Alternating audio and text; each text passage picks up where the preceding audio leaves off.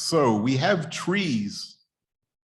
We've got a number of trees in our own property here. In fact, we have so many trees that we have board meetings to discuss how to remove the leaves that fall on the ground. But those trees, they give us the wood to help make this building that we're meeting in. The wood that went to make those pews that you're sitting on. The paper that this Bible was printed on came from trees. The trees are filtering the air that we breathe.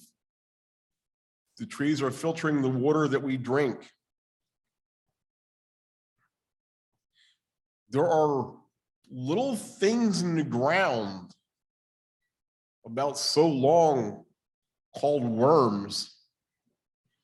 They just little dirty things that slither in the ground. But they're putting nutrients in the soil. They're aerating the soil so those trees can grow. One of the plants that grow in that soil is cotton. We use that cotton from that plant to make these things that we wear called clothes. There are these little bugs that we hate and detest called spiders. Those spiders eat all these insects that are bad for us and bad for those plants, and let all those plants that we need and let those trees that we need survive because spiders are eating all these insects that are bad for those things.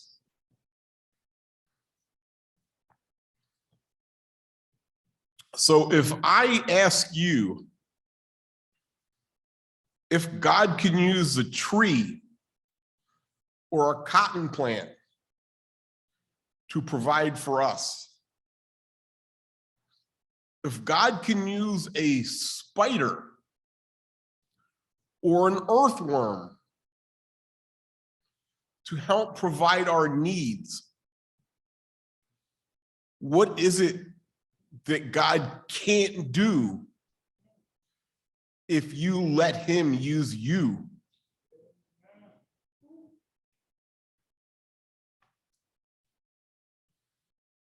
I want to give some biblical examples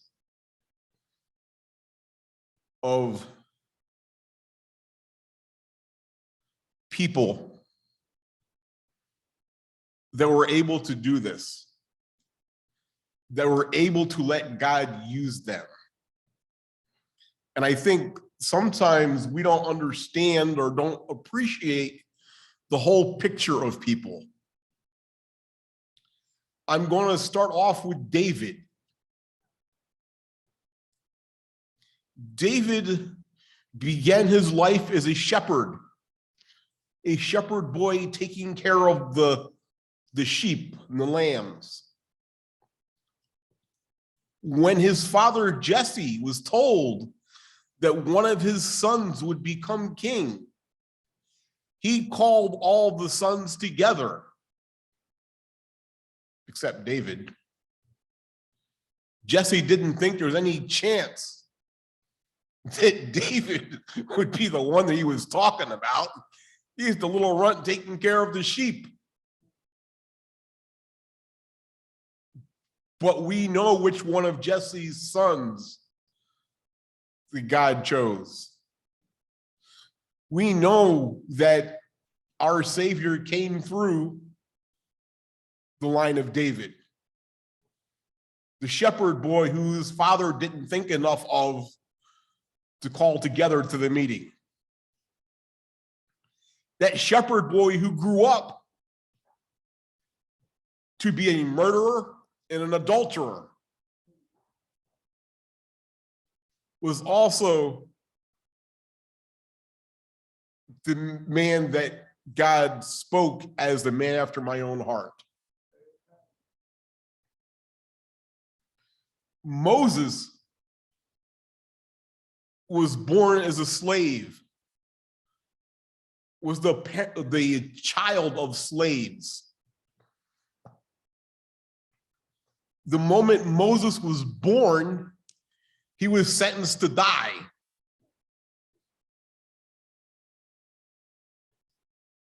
But he became a ruler in the land and grew up in Pharaoh's court.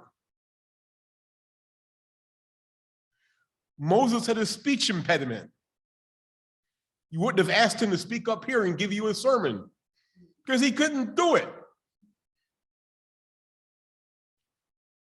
But he became a leader of the Jewish nation and led them out of Egypt. Joseph was a slave and a prisoner. He was a slave because his own family thought so much of him, they sold him into slavery. Joseph went on to become a ruler of Israel, a ruler of Egypt, and to save Israel and his family from starvation.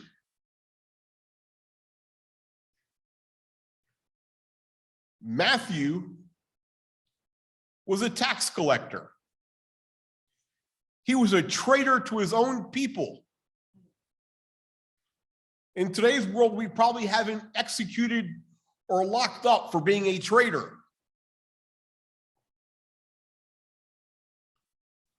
He wrote the book that Gene read the verse from.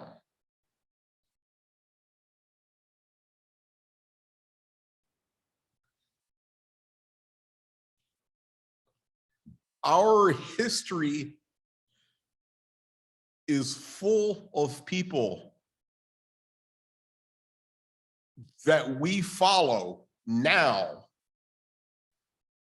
who, if we were around then, we would not have followed. That if we chose, we would not have chosen. We wouldn't ask the traitor to write the Bible.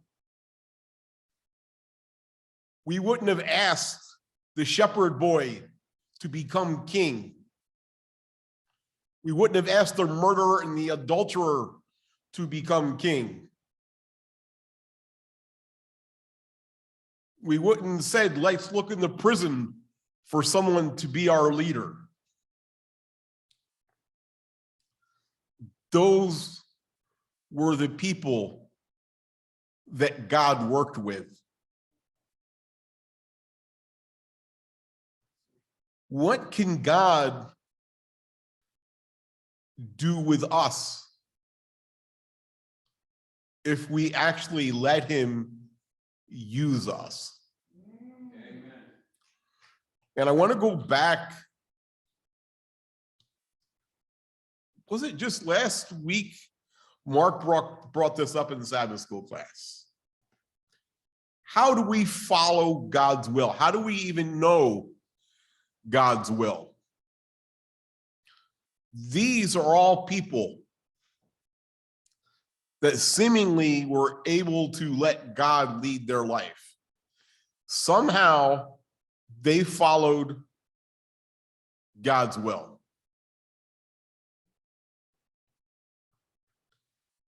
And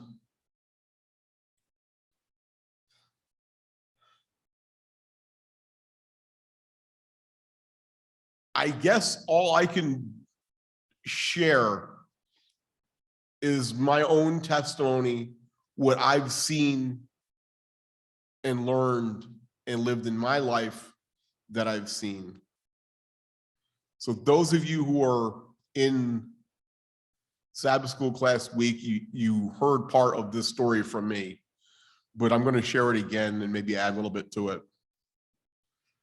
But I was someone who was raised in the church, went to all of the church Sabbath school classes. I was blessed growing up in a church, honestly, that's larger than this one. We had all the Sabbath school classes. We had a cradle roll class, a kindergarten class, a primary class, a junior class, a youth class, a collegiate class, all besides the regular adult class. I was a part of all of those classes growing up. I was in the Pathfinder program. Lynn was one of the leaders in the Pathfinder program. Part of the time I was in the Pathfinders. Vacation Bible School. We had Vacation Bible School many times when I was growing up.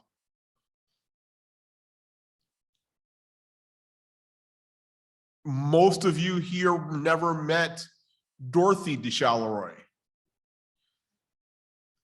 Rob's mom was one of my Vacation Bible School teachers. I went to Meadowview School starting in the first grade. 7 years old, starting in the first grade. I went there for 10 years in Adventist school. After that, I had 2 more years of school left. I went up to Garden State Academy and went to our Adventist boarding school for 2 years.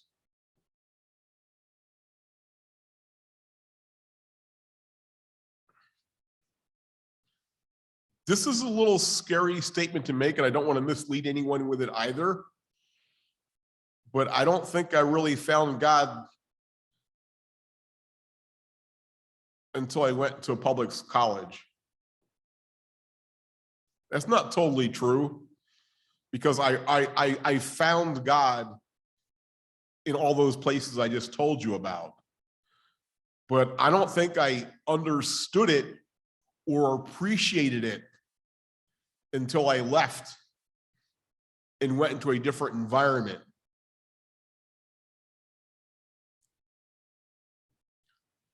I remember talking to Gene last week. I didn't understand what I believed until my first year at what was then Burlington County College right here in Pemberton, which doesn't exist anymore. I guess that's when you know you're getting old, when you talk about people that aren't with us anymore, and you talk about places that don't exist anymore. But I remember my first year at BCC, Burlington County Community College. My first semester, one of my classes was philosophy class. Philosophy class was taught by Dr. Williams. And I've got a few young ones here today. So just a word of warning for anyone going into school. If you ever sign up for a class, I don't think it matters what the class is. And you don't know these people from, you never met them before, you got no idea. But when you look at your course outline and it says it's going to be taught by Dr. Williams, then you look at your textbook for the class and it says the textbook was written by Dr. Williams. You're in for one heck of a ride.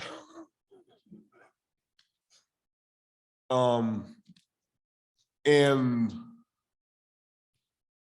to this day, I can't tell you for sure what it was that Dr. Williams believed in, because he could teach Christianity, he could teach atheism, he could teach socialism, he could teach communism, he could teach democracy.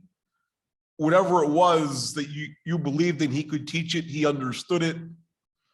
But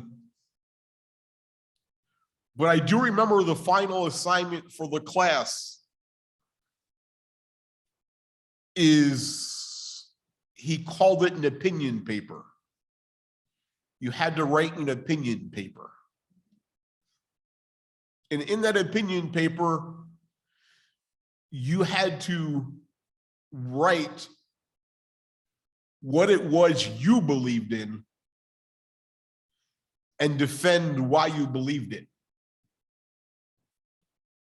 We had spent all semester discussing all of these things I just mentioned, and things I forgot to mention, like creationism and evolution, and atheism versus Christianity versus being an agnostic, which, yes, all those are different things.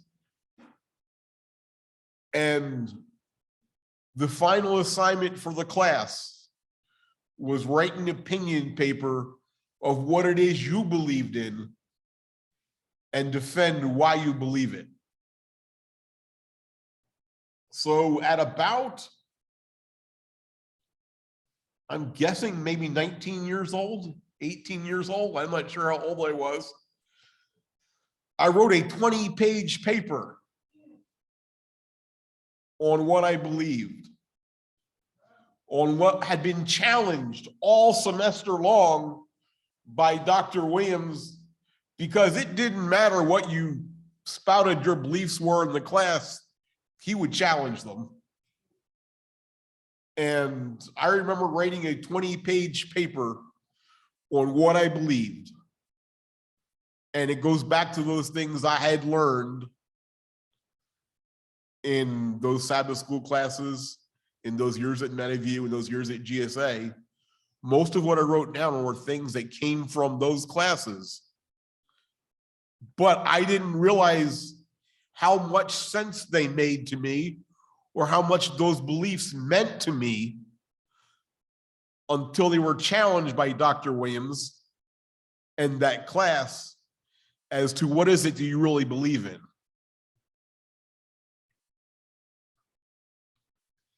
And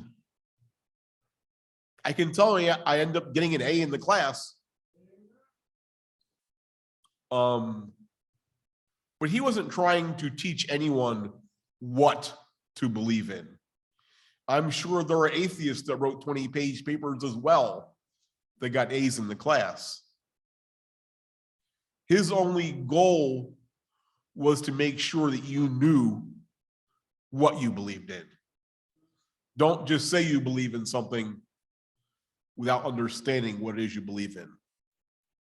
And never met or talked to Dr. Williams again since that class, but I am grateful that I took that class because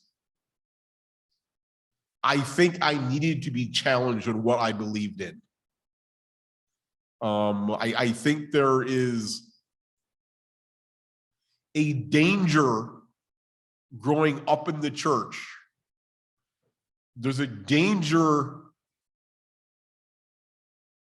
trying to hold on to a belief in God when you don't understand what it's like to not believe in God.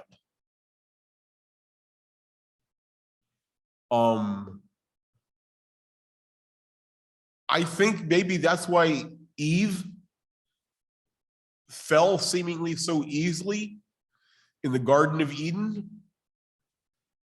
was because she was confronted by questions that she didn't know, and it arose questions within her. What I can tell you after Dr. Williams's class is those questions don't question me anymore. That I've been through that process and I know what I believe. I know what I believe in, and I'm very comfortable with what I believe in. And there is I'm going to say almost a confidence. I don't like using that word. We don't think of confidence with our spiritual lives, but I'm going to say there's a confidence because I know my beliefs have been challenged. I know my beliefs have been questioned, and I know they're right. Have you ever been in that situation where, I can remember this going to school. Have you ever taken a test and you write down the answers and all the answers that you think are right, but you're waiting to get that test paper back from the teacher?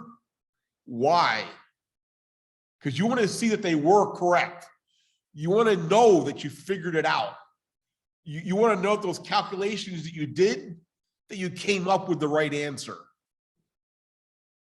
And that's what I felt after going through that philosophy class, is that my faith was challenged, my beliefs were challenged, and you know what?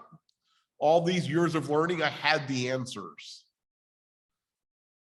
That whether it's my parents, Dorothy DeShalloy and the Springsteads and the Bledsoes, all these people that taught me through the years, they were teaching me the right things. That I was able to have those things challenged. My paper was graded and it held up.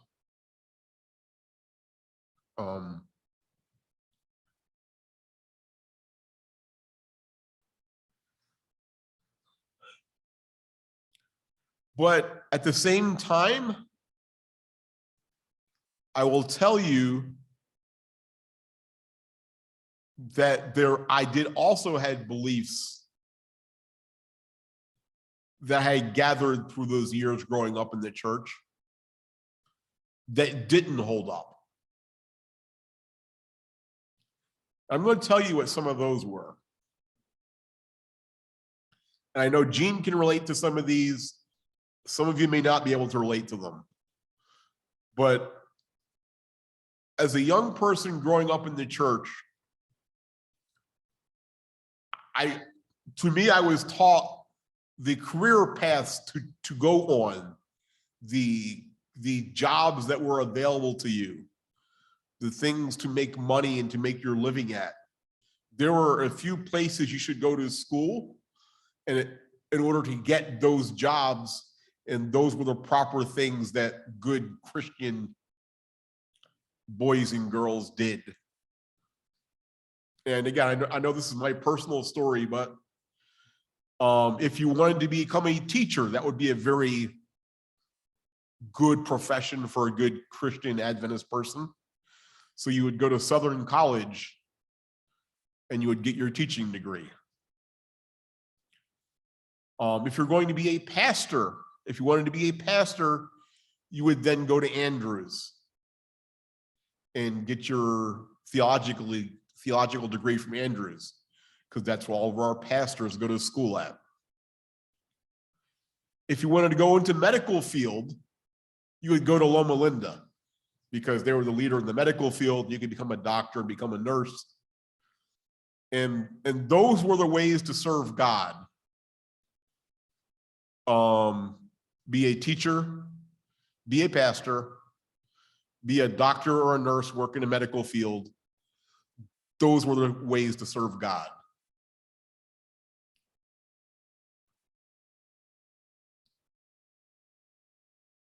I will never forget, it is burned into my memory that when I finished Garden State Academy, you go through that, you finish high school, you're looking for that place to go to school. Where are you going to go to college? I was never a good student all the way through school.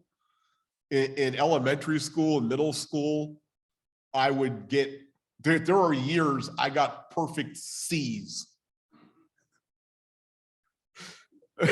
I would literally get a C in every single class, every single semester, on every single marking period.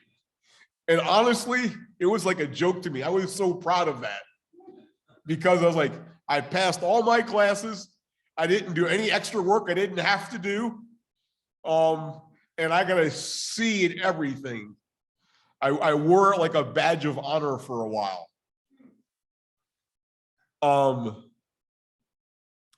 By the time I got to high school, I was a little better than that. My grades started to climb. I realized I could be a better student than that.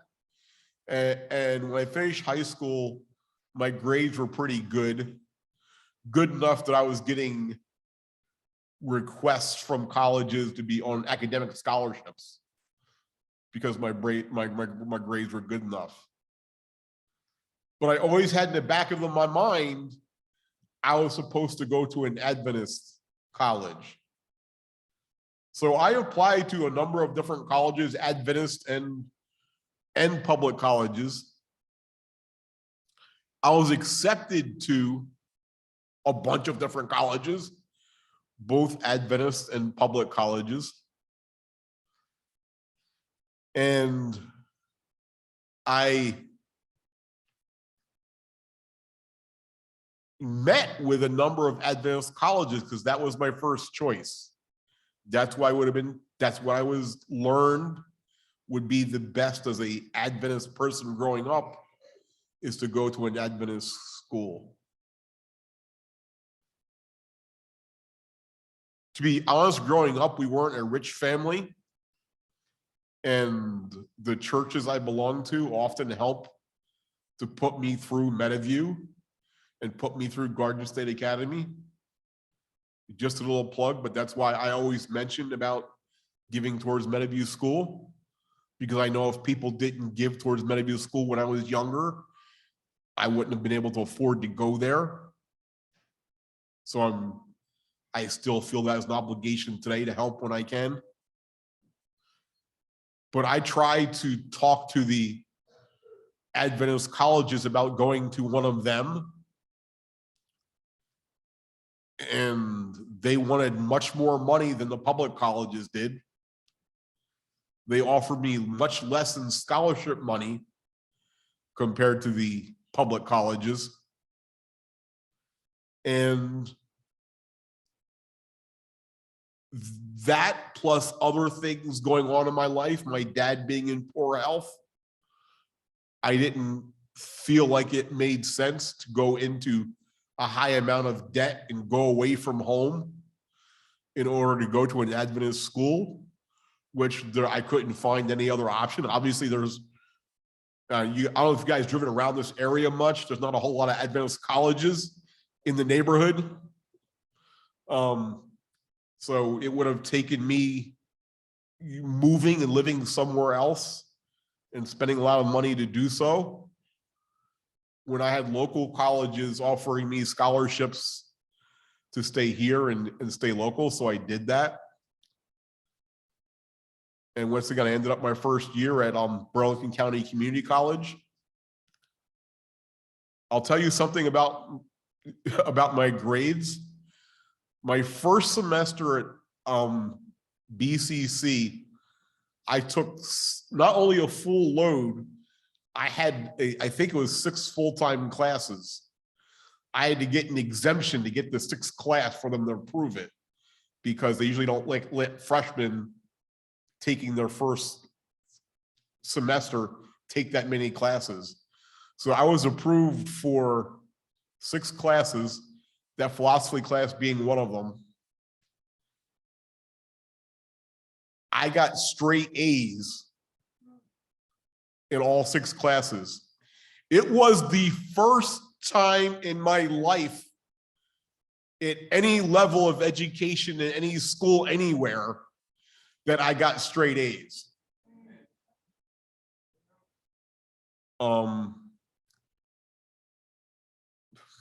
My story doesn't end there. So after that, I remember going to Garden State Academy back for my first alumni weekend, where they bring all the, you have the honor classes, like people who graduated 10 years ago, people who graduated 20 years ago. But the one class you always see that comes back is the kids that just graduated the year before. So I was only gone for 1 year, but I came back because I know a lot of the students there, a lot of the teachers are the same teachers, and all of that kind of stuff. And I remember talking to one of the staff members when I got up there. And they asked me, "Oh, good to see you. How are you doing? Where are you going to school?" And I told them I was going to Burlington County Community College. And their response was, "I'm so sorry to hear that. That's so sad." Because I hadn't met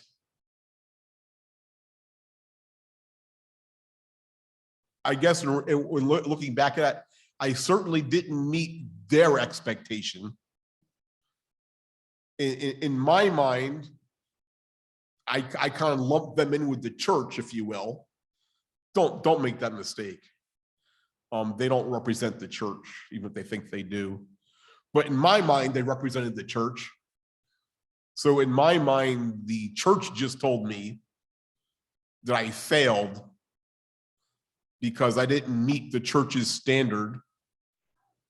And I understood where that mindset was coming from, because all along the church had I was always been encouraged to look at the Adventist schools, to go to an Adventist school, become a teacher, become a pastor, become a doctor, whatever. And no, I went to a public school, and yeah, the response was, I'm so sorry to hear that.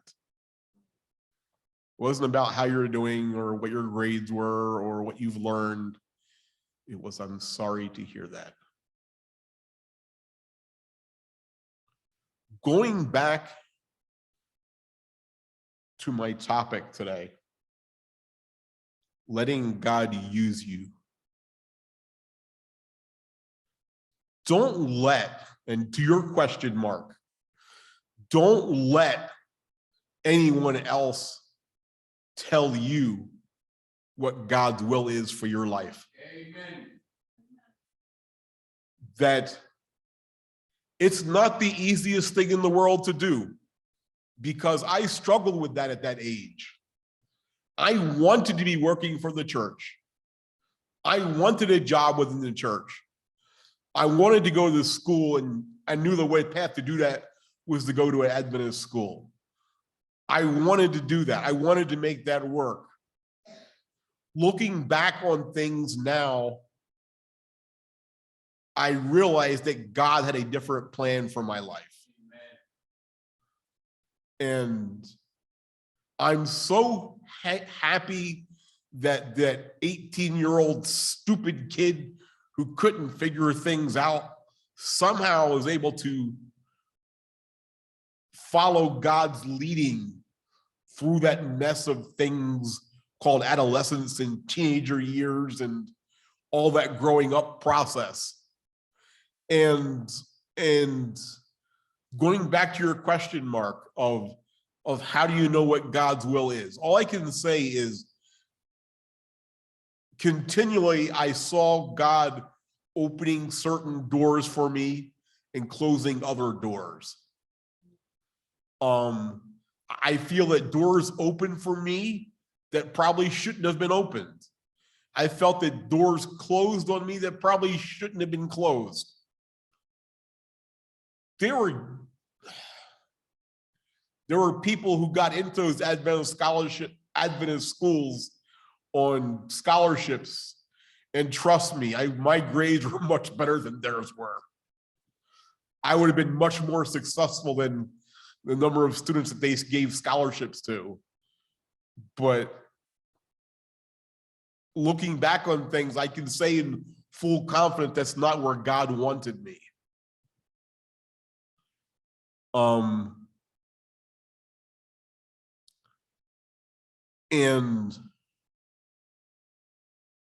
But I think the thing is, I think that's actually normal, if that makes any sense to you.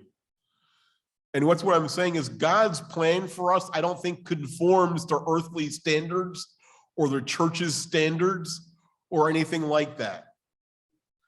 God's got his own plan for you.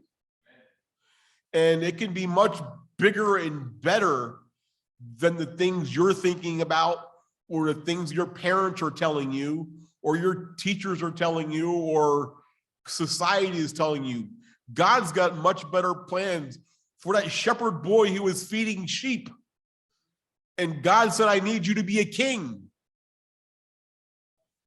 To that guy who had a speech impediment and couldn't talk right.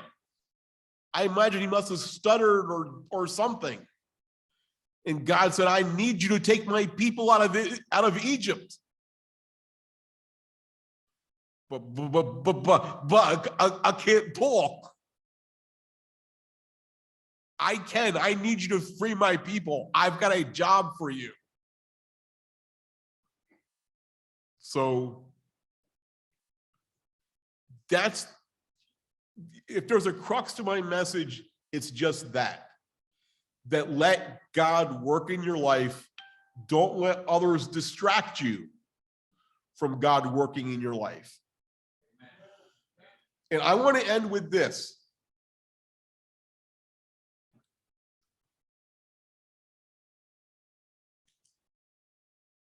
And Ian, I say this with all respect, but I've seen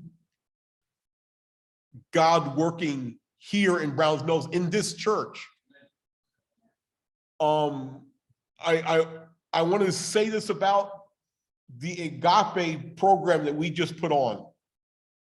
I want to tell you from a leader perspective, that was almost, I'm going to describe it as almost as a scary thing. Because I'm not sure how long those presentations took that we gave. I didn't try to time it, but I know it took up a good chunk of time. We had 5 or 6 different people speaking. I didn't write a single word any of those people said. Charlie Reed didn't write a single word any of those people said. All of those people worked on their own with the Holy Spirit to be led to write those things. How many times do you get a chance to go to the church and listen to a message that God has led 5 or 6, 7 people to deliver to you? That's an amazing thing in my mind. I think of the story of Acts, and we ask for the outpouring of the Holy Spirit. In my humble opinion, last Sabbath, we had an outpouring of the Holy Spirit here. Amen.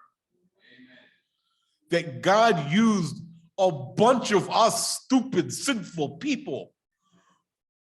People like Barabbas. People like Judas.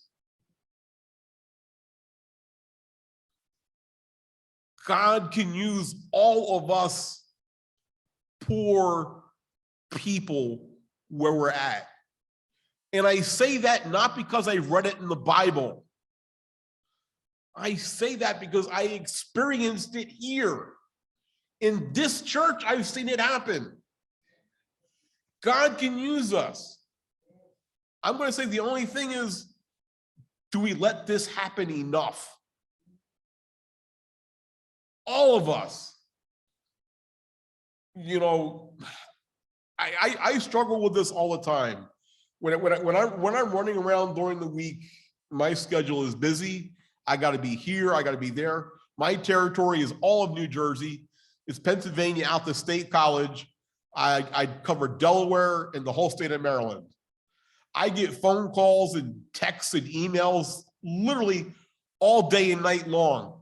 Hey, I need help with this. I need help with that. When can you see me? When can you get over here? I got an event here. I got a warranty issue over there. I need you here. I need you there. When can you call me? Can you call me now? Can you call me today? I need this to take care of today.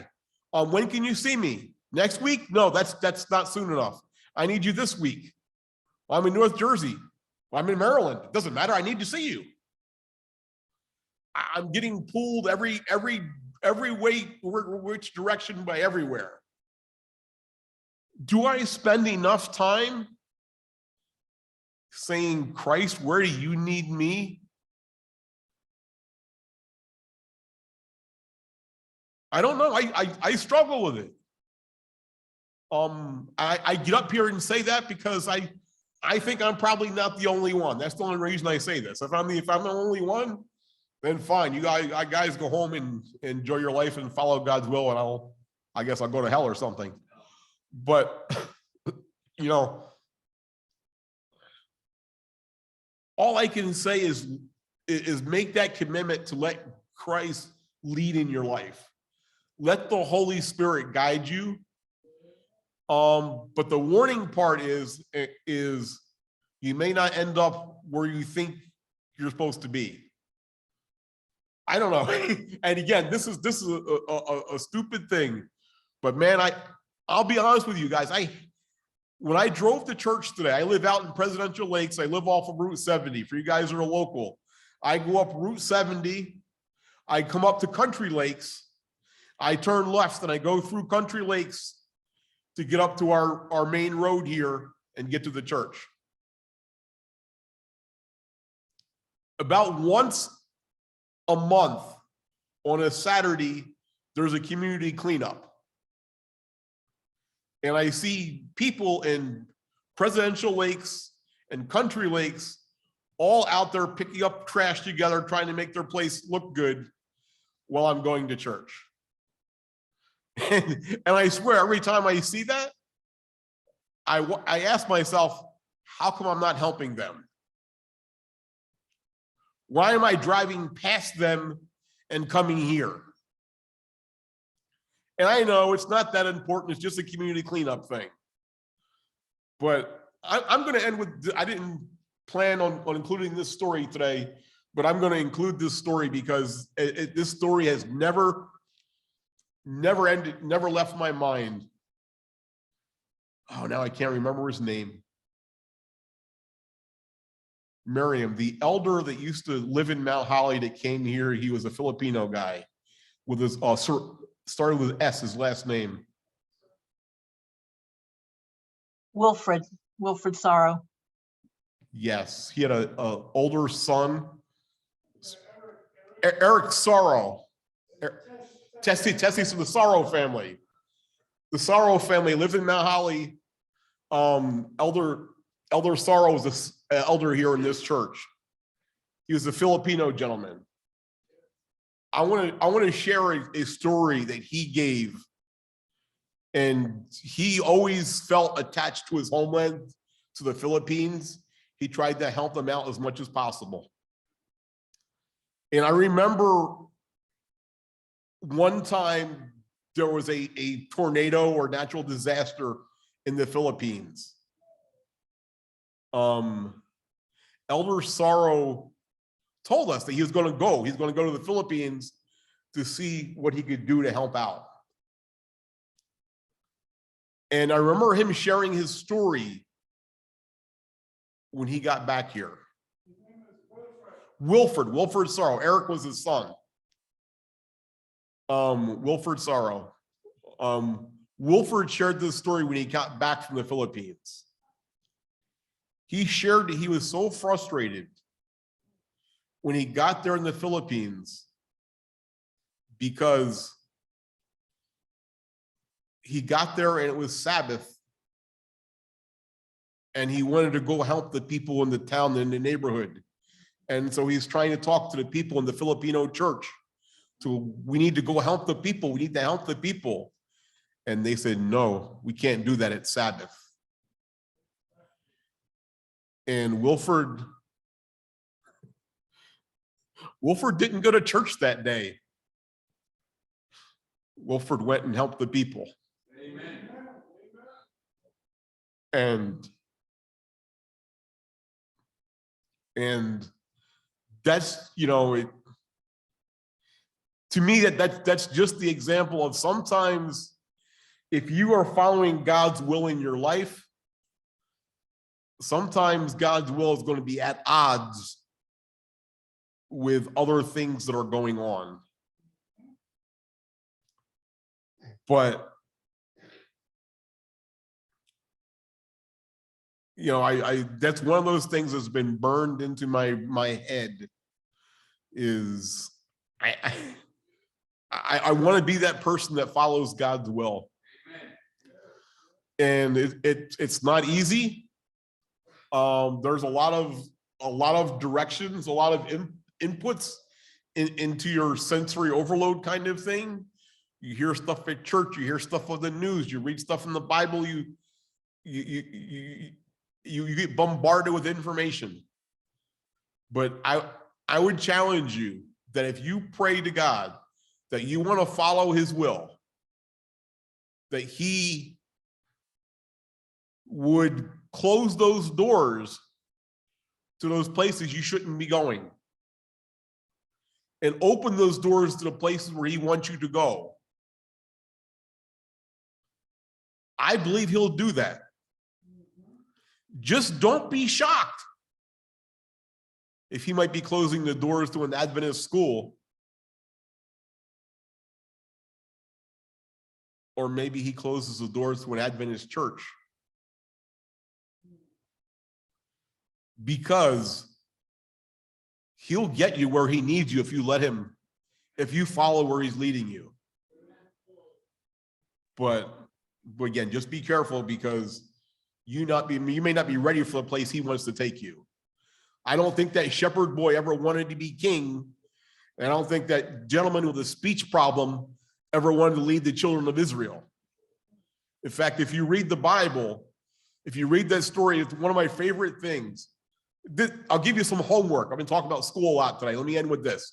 I'm going to give you some homework. Go back and read the story of Moses in the burning bush. It takes just a few verses for God to ask Moses to lead his people out of Egypt. Then it takes a few chapters of Moses is arguing with God to say, no, you're crazy. This is a bad idea. Literally chapters of Moses's reasons why he shouldn't do what God's calling him to do. So don't expect, oh, this is what God's going to call me to do. I'm going to get a limo ride and a sweet ride. But if you follow God's will, it's going to be much deeper than anything else you could get. Thank you.